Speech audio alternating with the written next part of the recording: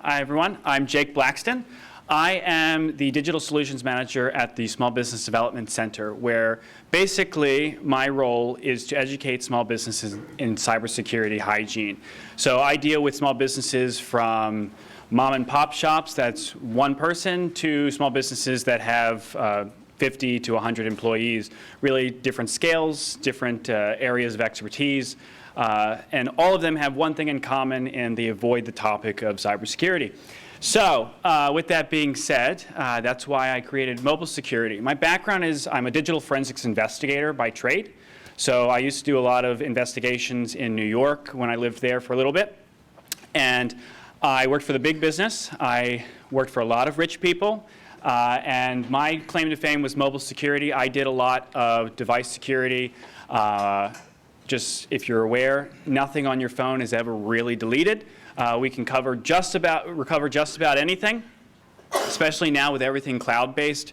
There's going to be a backup of it somewhere, and we can have access to it at some point. So that being said, I'm not going to be super technical in this presentation. It's more high level, so you don't need to have a prior knowledge of mobile devices. That's what this presentation is really for. If you want to get more technical for your organization or whoever you're with, we can talk about more technical solutions at a later date. Come join the SBDC, and you can be one of my clients free of charge. So all of that's good for you. But what I'm going to ask for presentation participation at some point. I can't leave this mic, apparently, because that's being recorded over there. What I want you to do is, if you would like, I'm going to have some questions, and I just want to gauge where you guys are. So you can either scan that barcode or go to slido.com. You don't have to participate, but I would like that data in order to better my presentations at a later date. So you're not sharing any information, I promise. I'm not stealing it. In case anyone wanted to scan that one more time. It's not a QR scan, right? It's not a QR scan, I promise. I did that in another presentation. I scared everyone, so I'm not doing that again. So no, this one is not a scam, I promise. So what is mobile device security? So mobile device security is basically security of any device that is literally mobile. I can pick that up and leave.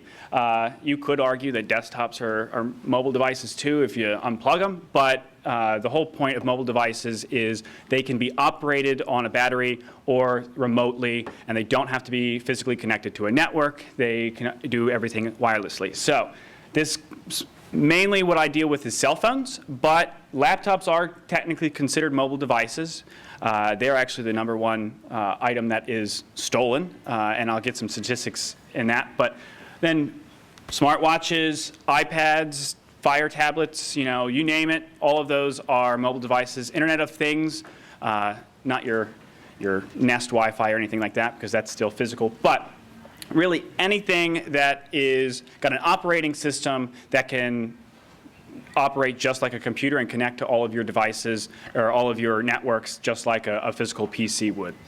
What we're going to focus on in this presentation, though, is strictly more the laptop or the tablets and the phones, because laptops are running normal operating systems, and typically you can secure them just like you would desktops. Chrome OS is in its own literal field, and I'm not going to cover anything about Chrome OS because Chrome OS is over there with Google. We deal mainly with Windows operating systems and Mac OS. So some statistics for you. 54% of mobile payments are 54% of all e-commerce payments are mobile payments. So that means that most of your clients or customers or whatever it is are transacting their business or getting customers through payment portals such as Apple Pay, Square, QuickBooks Pay, really PayPal, anything. More than half of e-commerce is through your mobile applications. 61% of all traffic is web traffic, of all web traffic is mobile based. So if you don't have a responsive website to a mobile device, typically you lose customers because of that. Because most everyone will look something up on their mobile device before they do anything. 70 million lost smartphones this year. And only 7% are ever recovered, meaning that there's a lot of random cell phones just lying about for people to steal information from. And 66% of mobile devices are protected. So only 34% of them are doing, 34% of them are doing nothing at all. And 11% of them use the basic security that's out of the box, the 4-pin code, the 6-pin code, whatever it is. 14% of all mobile users install an antivirus. We'll cover that, and that's the most important part. But really, the whole point to the statistics is the fact that we use mobile devices in every day, and yet we don't protect them like we do our actual Windows or Mac laptops or desktops. And so that transitions me to what type of attacks are available targeted to mobile operating systems like Apple, iOS, and Android. And these are your four most common. So mobile spyware. This monitors and records what you're doing on your device. It can get there by clicking a link that was sent to you by a random phishing text message, by navigating to a wrong website on your phone, by connecting to Wi-Fi that you should not be connecting to. Many different ways that it can get there, but mobile spyware is basically sits on the back end of your device. You don't know it exists, and it's just recording everything that you're doing. Rooting malware, this is a little bit more technical, and this one is more targeted toward Android devices because you can actually get root access on Android devices, meaning you can actually act as an administrator. It's very hard to do that on an Apple device. So if you're an Android device, that specific mobile security vulnerability is targeted to you. Mobile banking Trojans. So these people are just waiting for you to click on any applications on your smartphones to your banking apps, and they are basically stealing all of those credentials that are being transitioned between you and the mobile banking app.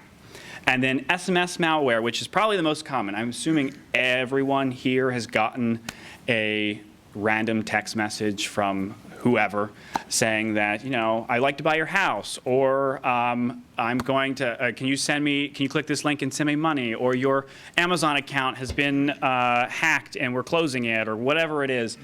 Most of them, actually all of them, are fake, and they come from random numbers. But funny enough, a lot of people still click those links, and that's how all the rest of them happen.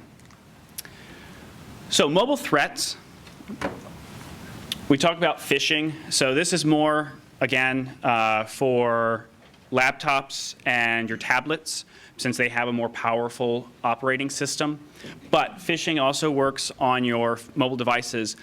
If you're using your cell phone for checking business email or doing anything like that, the apps or the links that you're clicking in your email and the attachments you're downloading in the email are just the same. They affect your mobile devices just the same that they would affect your actual physical machines, your PCs, your laptops. Malware and ransomware. Has anyone been affected by malware or ransomware in this room yet? You don't have to tell me. It's fine. Okay. It's an extremely alarming number of people who are. And malware basically ransomware specifically takes over your machine, encrypts all of your data, and makes it so that you have to pay a ransom in order to get your data back. We advise not paying that. At that point, we really hope that you had backups, and we just wipe your system clean and run off backups. But if you don't, and you end up paying it, you're just sending a target to the hacker saying that you are vulnerable and that you will ultimately pay, so they'll do it again. So if you don't actually secure your systems like you should. So the same thing happens on mobile devices. You can do it on laptops. I've not seen a ransomware successful on an iPhone yet, but doesn't say that it's not going to. Unsecure Wi-Fi. Everyone's heard of don't connect to public Wi-Fi, I assume. Yeah. Well, the reason why we don't is there's many different reasons, but main reason is because people like to sit in coffee shops and like to do a lot of things in public Wi-Fi and do man-in-the-middle attacks, or basically They steal all of your information as you are transacting business, going to your banking websites, going to your business email, doing all of that. And because the Wi-Fi is not protected, anybody can have access to it. And so that's why we really advise you not to do that. Outdated apps and operating systems. I'm more familiar with or Apple iOS, mainly because that was my area of expertise, but Androids are the same. Outdated apps and OS. Anyone hear of the FaceTime issue that Apple's had about a year ago, where if you didn't, no? Okay.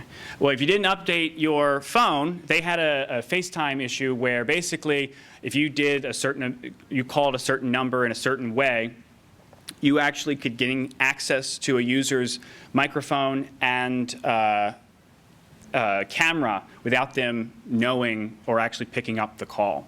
And that was a really big issue for Apple. They sent out a security patch. Had you not actually patched, you are still vulnerable to that update.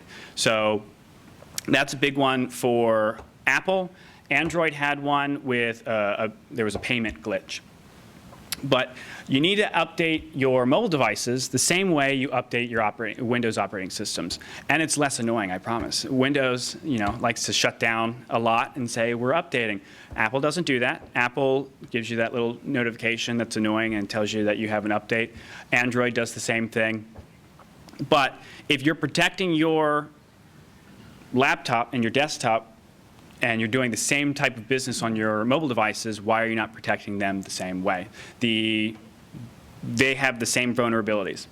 And then excessive app permissions. This is the biggest one for a lot of my clients, is they're downloading an app, and an app is asking, camera access. They're asking for location services. It's asking for microphone access.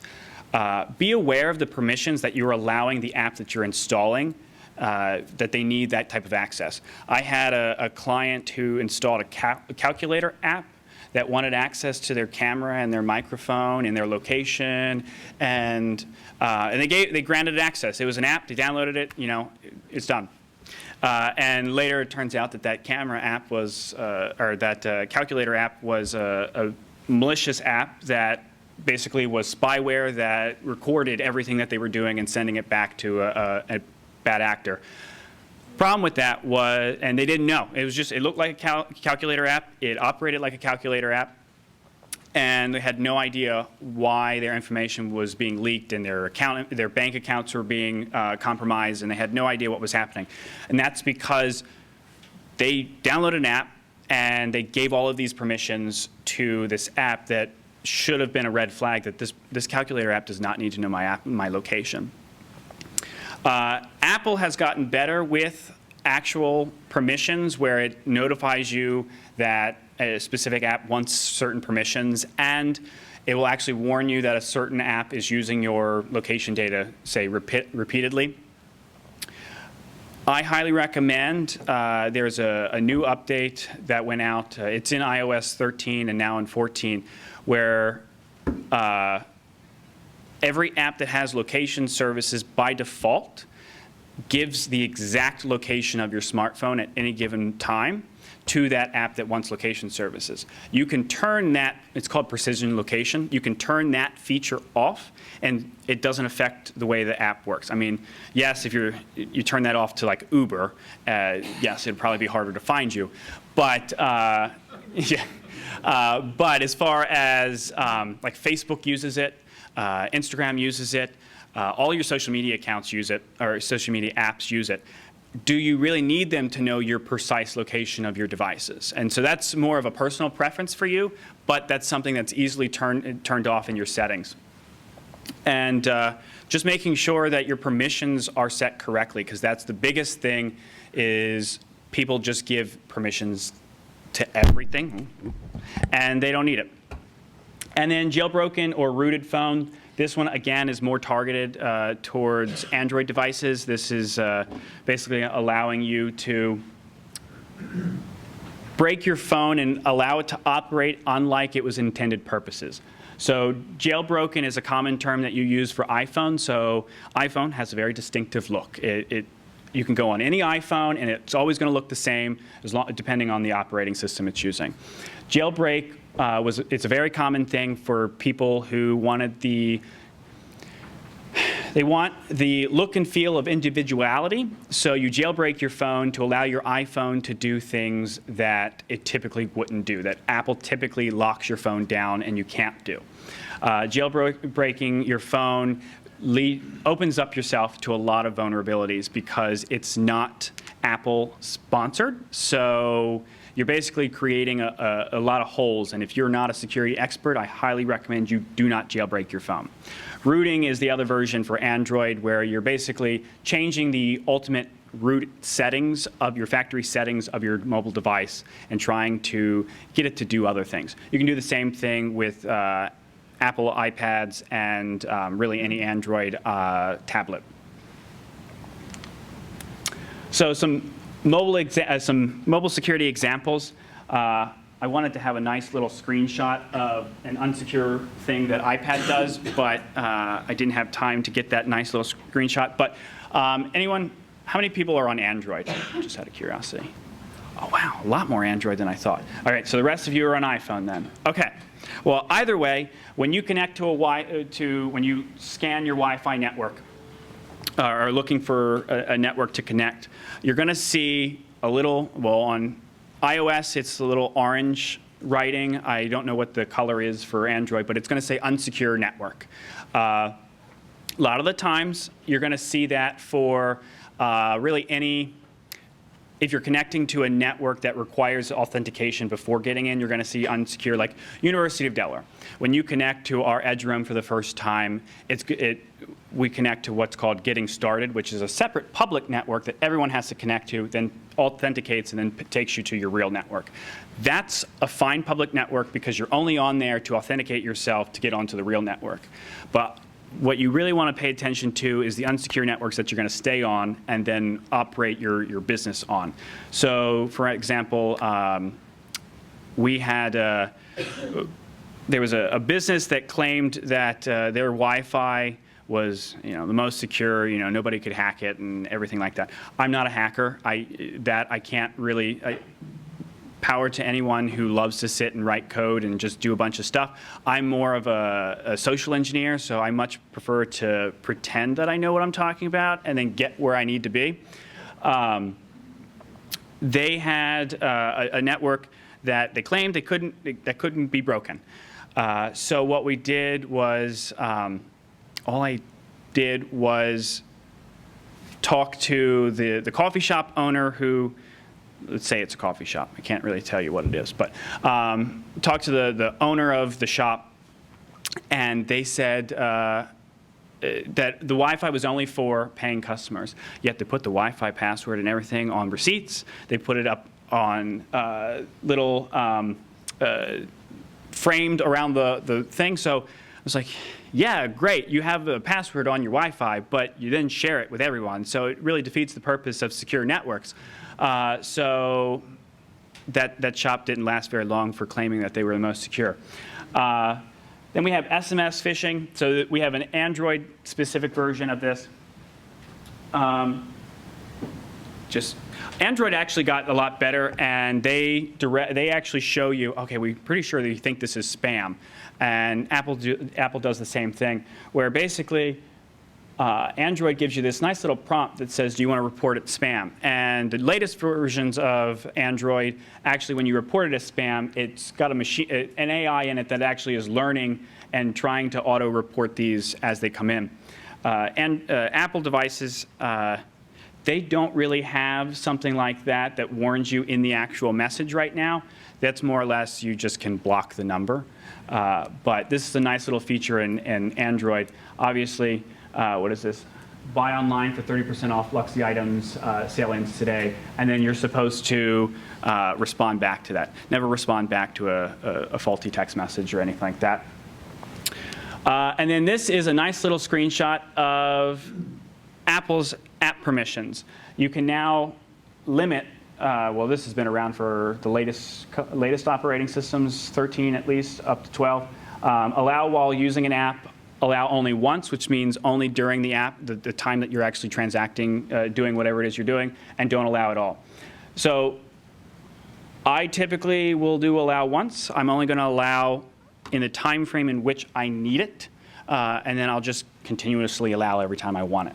But you can do allow, as long as it's an app that you trust, you can allow while, I'm sorry, I only allow while using the app. Allow once means that you're allowing the application to just constantly use your app. Allow while using the application means that as soon as you close the app, it can no longer use those services. So those are just examples of app permissions, phishing text messages, and then I didn't get a chance to do the Wi-Fi. But you'll see if you connect to a public Wi-Fi. Actually, let's see. Is there a public Wi-Fi here? Has anyone tried to actually? Yeah. It's unsecure until you log in. And then There you go.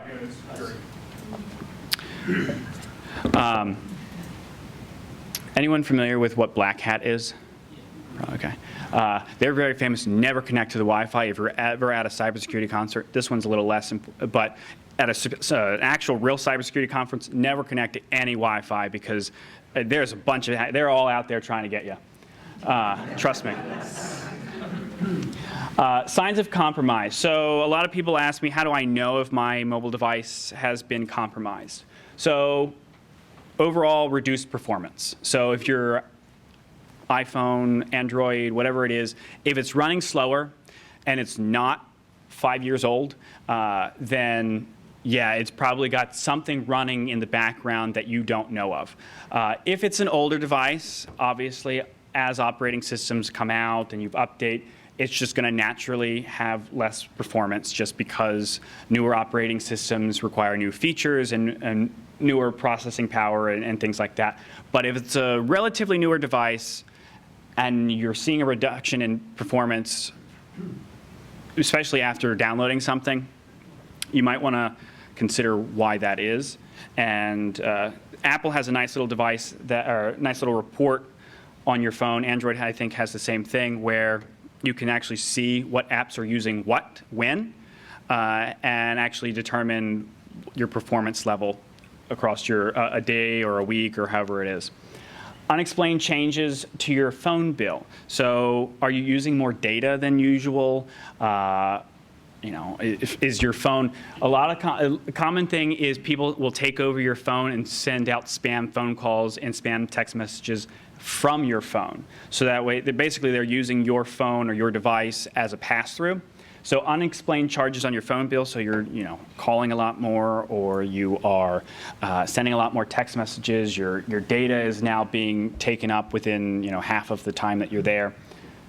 A sudden increase in mobile data usage, and an abundance of pop-up or advertisements. So just like the dreaded pop-ups you get on your actual laptops and desktops, you can get on your mobile devices and on your tablets as well.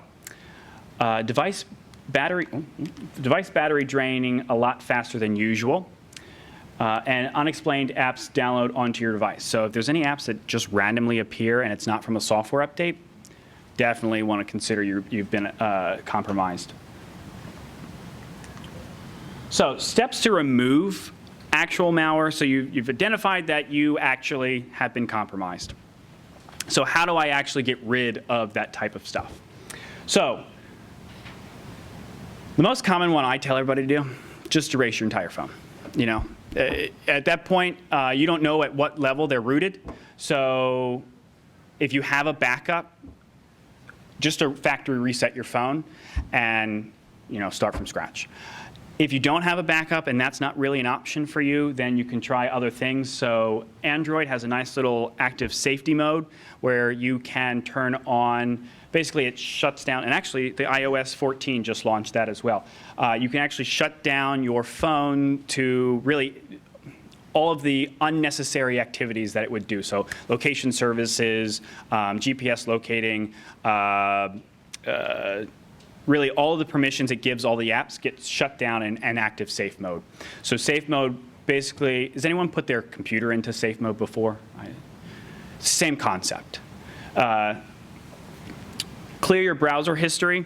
So a lot of the times, a lot of attackers, especially if you went to a website that you weren't supposed to and you got infected, they'll sit in just the actual what am I looking for? Internet browser of your app. So Google Chrome, Firefox, Safari, all of that. They'll just sit in the cached browser history. So clear that.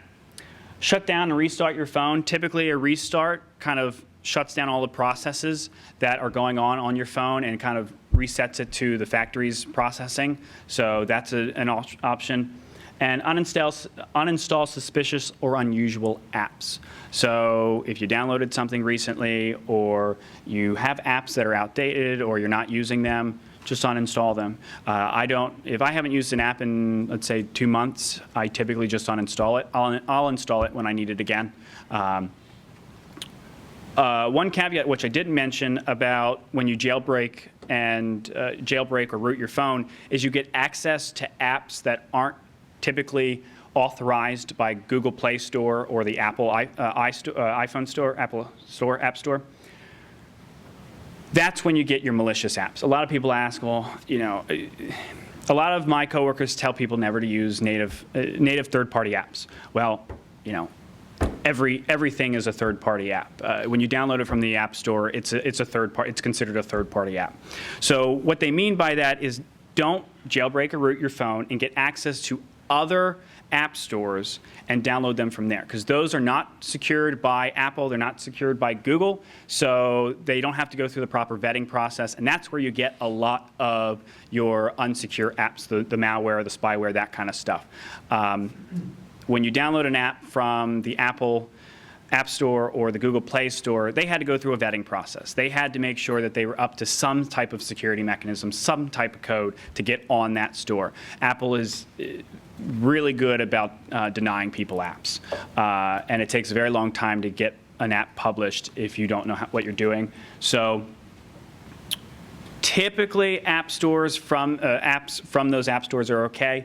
But sometimes Apple and Google aren't the best. They can't catch everything. So even a bad app can get onto that platform. So if you downloaded it and then you have any of those lists of compromises, just uninstall it and see if it goes back to normal. Safeguarding your devices. So a lot of the times, I see people without passcodes on their mobile devices. I see people with 4 digits. I see people with, I've seen some people have clear phone cases and then they put their passwords on the back of their phone cases so they can see. People do that with money too. I just didn't understand that. Like, oh, I clearly see that you have $100 on your phone. I'm gonna take your phone and your money. I don't get that, but it's fine. Passcodes. Apple is really good. They now mandate 6 digits when you install your phone. When you get your new device, they make you do a 6-digit passcode. There are little fine prints that say you can skip this and avoid putting on a passcode, but Apple does a good job of making that very hard to get to. There is still that you can have a 4-digit. Highly disagree that you have a 4-digit. Computers can run through the math on that extremely quickly and break that code very, very quickly. So 6 digits, it's at least something. We highly recommend alphanumeric. So it's not as nice as a 6-digit and then unlock. You actually have to use a passcode. I know, it's annoying. But that's what I recommend, because that's really the only safeguard to access your phone. Then you put a passcode on your phone, then you can use this laser thing. You can then use biometrics. You got Face ID, you've got fingerprint readers. Let that do the work for you, but at least safeguard it so that way, if someone doesn't have your finger or your face, you have a really long passcode that you can use. Don't use the same passcode you use for everything else. Use a different one. Auto lock is a very big thing that we really push in my old organization. Is the device will auto lock after 30 seconds usually. And then we have safeguards on there where if you input the wrong password 3 times, it locks you out for 3 minutes, and then an hour, and then I think after that it can go up to like 10 hours. We actually avoided that by saying if you had more than 10, I think it was 10 failed attempts, it actually just erased your phone. We had a lot of sensitive data on a lot of our mobile devices, so you can set that to happen. On iPhones and Androids, you can set it to where if there are, after 3 to 6 failed attempts, it will just completely wipe your phone. This is if the device is stolen or something like that, where you're transacting all of your business data on your mobile device, and if anyone got access to that, they got access to everything that is inside your organization. So wiping is something that is a last resort as long as you're obviously backing up. Multi-factor authentication. Add additional login authentications to all of your login. So your banking apps, your whatever it is, social media accounts, whatever you're doing on your phone. Add two-factor authentication, because that is the first step into, someone got your password, okay, but they at least have to verify with you, your mobile device, whether it's an SMS or a authentication app. I highly recommend a two-factor authentication app, like I use Google Authenticator, but there is LastPass Authenticator, there's Microsoft Authenticator.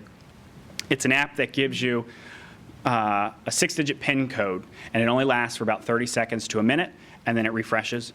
And that is how you enter in your password, and then it asks you for that code, and then you enter in that code. The reason I don't do SMS verification anymore is because, like I mentioned, that SMS can be spoofed. Phone numbers can be easily spoofed through, an attacker can just find your phone number. And email verification is also not as important anymore unless you have two-factor on your email. But if they can get access to your phone and then they're trying to get access to like your banking app and you have two-factor but it's sent to your email's on your phone, so all they have to do is transition to your email and then bam, they have your authentication code. So the two-factor authentication app is the best way in my opinion. We definitely can have disagreeing opinions. It's whatever is easiest for your organization, but at least one of those needs to be instituted. Okay. Securing a connection.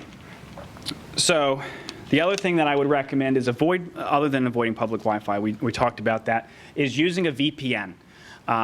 If you're not sure exactly what a VPN is, it's a virtual private network. And basically, it creates a private network out of any public network. Not all VPNs are created equally. Not all VPNs will actually encrypt your data that you're transitioning over the network. They may just mask your IP address. IP address is basically the location in which your computer is accessing the internet kind of stuff. But basically, I highly recommend if you're going to connect to a public Wi-Fi, you use a virtual private network, one that actually encrypts the traffic between you and whatever website you're trying to go to. So that way you are protecting yourself even when you need access to that public Wi-Fi. The other thing is to turn off Bluetooth and Wi-Fi when you're not using it. I had a coworker who loved doing this. He would go around and he had basically a payment portal device that he would just run up to everybody's phones in our lab and just tap it to it. And if you had Bluetooth or Wi-Fi, that's how electronic payments are working in NFC. But that's how it's typically registering. And he would just go and tap everybody's phone, and it would pay him $10. He loved doing that. It was so annoying. But that's what he would do. And to avoid that, we would turn off NFC, you turn off Bluetooth, you turn off Wi-Fi, so that way, because it's not, with Wi-Fi being on, it's constantly looking for a network. It's constantly looking for something. And when you turn that off, it stops looking. It actually saves battery life, and you know that no external connections can connect to it, even when you're abroad. So in order to do device maintenance, I highly recommend that you update regularly all of your Android devices, all of your iOS devices, your iPads, your Fire tablets, your Chrome OSs, whatever it is that you're using, update them just as regularly as you would your actual laptops and desktops. Backups. Run regular backups. This is where we actually talk about version controlled backups. Yes, one backup is great. You back up once a week. That's awesome. But if it's one reoccurring overwriting backup, that's where the problem comes into play, because let's say you got compromised on Tuesday, your backups run on Wednesday, but you didn't find out that you were compromised until Friday. Well, your backup has been overwritten. You no longer have a clean backup, so your backups are kind of, at that point, useless. So backing up your data, iPhones and iPads make it easy. You have iCloud backup. You can also run backups to Microsoft OneDrive. You can run backups to Google Drive. Make sure to encrypt the data before you send the backups anywhere they're going. So basically put a password to the backup, so that way it's not something that I can grab a backup and then load it into a machine and have access to everything that's in that backup. Encrypt it somehow. And iPhones do a good job of actually asking you, do you want to encrypt this before you actually back up? Typically, you should say yes. Android does the same thing. And encryption, you need to make sure that all of your devices are encrypted. Apple iPhones and iPads are encrypted by default. Android, I believe the most up-to-date versions of Samsung are as well. It used to be where you had to go and turn on a higher level of encryption on Android devices, but I believe they fixed that in the recent years. But just make sure that you are encrypted. Your data that sits on your device is basically, people can't read it if they get access to it that's not natively on your phone. So common things that we really tell you not to do is jailbreak, obviously. So don't make your iPhones, your Androids do anything that they're not designed to do. I know, unless you're an IT professional and you really like the jailbreak and you know your security background, don't manipulate your devices. If IT says that we need to, jailbreak your devices for whatever reason to get your business to operate correctly, or because you have a specific portal that needed some type of access, be very hesitant to that. I would not recommend that you make your phones do anything that they're not supposed to and designed to do. Install antivirus. I get a lot of questions that, do I need antivirus on my mobile devices? Yes. If you go to a bad app, or you download a bad app, or you go to a bad website, or you accidentally click the link in your phishing text message, those are your next lines of defenses, just like they are on your laptops. Trend Micro and McAfee have solutions. I'm not recommending one over the other. They all operate relatively the same, but have something on your device. Verizon, if you're a Verizon customer, they have, and I'm drawing a blank on it right now, but they have an app that you can download that's specific to Verizon customers that gives you access to a VPN. I think it's Verizon Secure or something like that, but it's native. Any Verizon customer can have access to this app, and you download it, and it actually monitors your Wi-Fi connection, tells you how many unsecure networks you've connected to, if there's a problem with the network, all that stuff. So if you're a Verizon customer, I highly recommend you download that app. And then check app permissions. Just go through your mobile device apps on your phone and look at them. See what type of permissions they have. Do they need all the permissions that they have? You can limit them. You can change the settings. You can do whatever it is that you want to do. You can just give them access to certain things. But just make sure you know that each app has the permissions you want them to have. For large organizations that do bring your own devices, or for a lot of organizations that are now doing flexible work where they're allowing people to work from home on their own home network and things, I recommend considering a mobile device management solution. There's a lot of different systems out there that do this, but basically it allows you as an organization to lock down the phone and mandate let's say a 6 or an alphanumeric passcode, mandate that it has updates or delay certain updates to make sure that it's not going to break the systems it connects to. They can do mandatory data backups.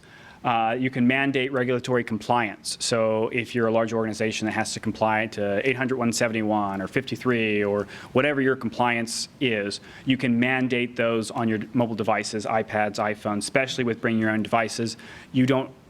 You get access and control to the device even if it's not yours, and which is nice. And you get root level application control. Security policy enforcement. I want to hit on this one mainly because if you're an organization and you don't want an MDM, you don't want, because these can get expensive and maybe you don't need to control the devices all that much. The other alternative is to have a mobile device policy.